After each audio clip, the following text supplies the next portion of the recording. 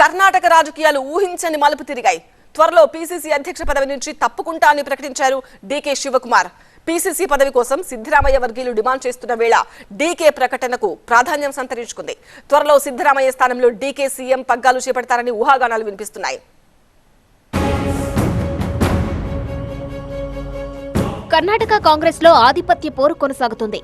PCC chief deputy CM DK Shivakumar కీలక వ్యాఖ్యలు చేశారు. పీసీసీ అధ్యక్షుడిగా తాను శాశ్వతంగా ఉండడం అసాధ్యమన్నారు. త్వరలోనే పీసీసీ అధ్యక్ష పదవి నుంచి తప్పుకుంటానని అన్నారు. సీఎం సిద్ధరామయ్య వర్గీయులు పీసీసీ పదవి కోసం డిమాండ్ చేస్తున్న వేళ డీకే వ్యాఖ్యలు ప్రాధాన్యతను సంతరించుకున్నాయి. ఇందిరాగాంధీ జయంతి వేడుకల్లో డీకే ఈ వ్యాఖ్యలు చేశారు. పీసీసీ పదవి నుంచి తప్పుకున్నప్పటికీ పార్టీని ముందుండి నడిపిస్తానని అనుచరులకు అభిమానులకు డీకే శివకుమార్ భరోసా ఇచ్చారు. పీసీసీ అధ్యక్ష పదవి శాశ్వతం కాదని, కాకపోతే రాష్ట్ర వ్యాప్తంగా 100 కాంగ్రెస్ కార్యాలయాలను నిర్మిస్తానని ప్రకటించారు.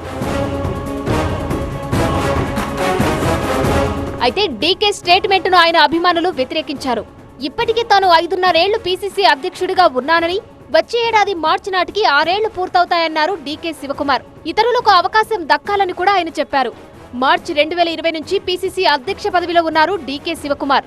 ನಾನಿರ್ತೀನೋ ಇಲ್ಲೋ ಅದು ಬೇರೆ ವಿಚಾರ.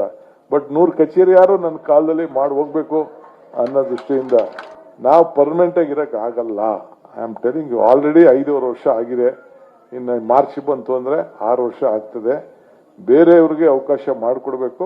ಬಟ್ ನಾನು ಲೀಡರ್ಶಿಪ್ ಅಲ್ಲಿ ಇರ್ತೀನಿ, ತಲೆ ಕೆಡಿಸ್ಕೊಳಕ್ ಹೋಗ್ಬೇಡಿ. Be there in the front line, ತಲೆ ಕೆಡಿಸ್ಕೊಳಕ್ ಹೋಗ್ಬೇಡಿ. ನಾನು ಅವತ್ತೇ ನಾನು ಉಪ ಮುಖ್ಯಮಂತ್ರಿ ಆದ ದಿನನೇ ಬಿಡಬೇಕು ಅಂತ ಹೇಳಿದೆ. ಖರ್ಗೆ ಸಾಹೇಬರು, ರಾಹುಲ್ ಗಾಂಧಿ ಅವರು ಇರು ಡಿಕೆ ಇನ್ ಸ್ವಲ್ಪ ದಿನ ಇರು ಅಂತೇಳಿ ನನ್ನನ್ನು ಇರಿಸ್ಕೊಂಡ್ರು. ಬಟ್ ಇರೋಂಥ ಸಂದರ್ಭದಲ್ಲಿ ಯಾವ ರೀತಿ ಪಕ್ಷ ಕಟ್ಟಬೇಕು ಅನ್ನೋದು ಒಂದು ಪ್ರಯತ್ನ ಮಾಡಿ ನನ್ನ డ్యూటీ ನಾನು ಮಾಡಿದ್ದೀನಿ.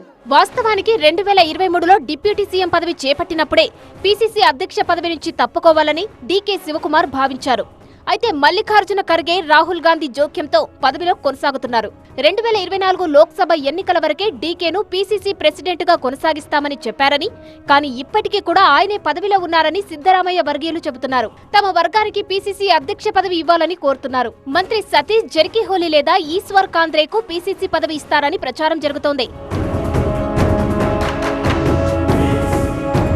డీకే శివకుమార్ ప్రసంగిస్తున్న సమయంలో ఆయన అభిమానులు సీఎం సీఎం అంటూ నినాదాలు చేశారు. త్వరలో కర్ణాటక కేబినెట్ విస్తరణ జరుగుతుంది.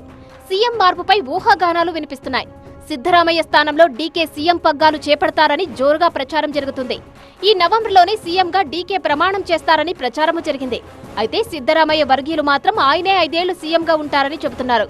సిద్ధరామయ్య, డీకే శివకుమార్ కొద్ది రోజుల క్రితం ఢిల్లీకి వచ్చారు. హైకమాండ్ తో చర్చలు జరిపారు. డీకే శివకుమార్ కు సీఎం పదవి ఇవ్వాలని సిద్ధరామయ్యకు కాంగ్రెస్ హైకమాండ్ నచ్చజెప్పినట్టు ప్రచారం జరుగుతోంది.